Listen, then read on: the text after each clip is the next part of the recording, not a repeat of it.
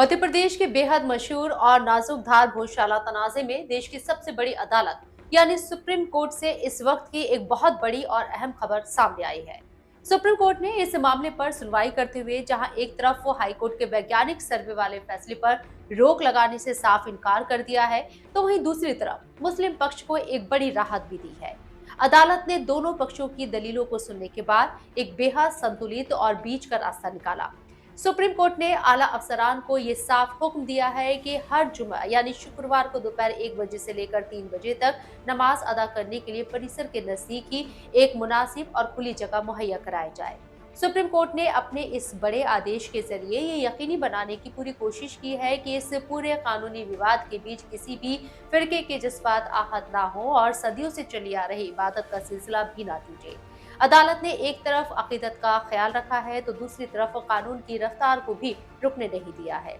अदालत ने ये पूरी तरह साफ कर दिया है कि वो हाई कोर्ट की जांच और तकनीकी कार्रवाई पर कोई रोक नहीं लगा रही है, यानी कानून के दायरे में जो जांच चल रही है वो अपने तरीके से ही लगातार चलती रहेगी, लेकिन इस पूरी प्रक्रिया के दौरान इबादत करने वालों के हक का भी पूरा ख्याल रखा जाएगा। अदालत के इस फैसले के बाद अब गेंद पूरी तरह से मकामी हुक्मरान के पाले में है। अब सबसे बड़ा सवाल यही है कि प्रशासन इस बेहद नाजुक और संवेदनशील आदेश को जमीनी स्तर पर कितना अमन और भाईचारे के साथ लागू करवा पाता है। कानून की रफ्तार, इतिहास के दावे और मजहबी अकीदत के बीच का ये तालमेल हमेशा से बहुत नाजुक रहा है, लेकिन देश की सबसे बड़ी अदालत ने नमाज के लिए जगह का इंतजाम करने का हुक्म देकर एक बहुत ही सूझबूझ भरा रास्ता निकाला है और इस पूरे मामले के हर ताज़ा हालात पर हमारी नजर लगातार बनी रहेगी। आप भी हमारे साथ लगातार बने रहे।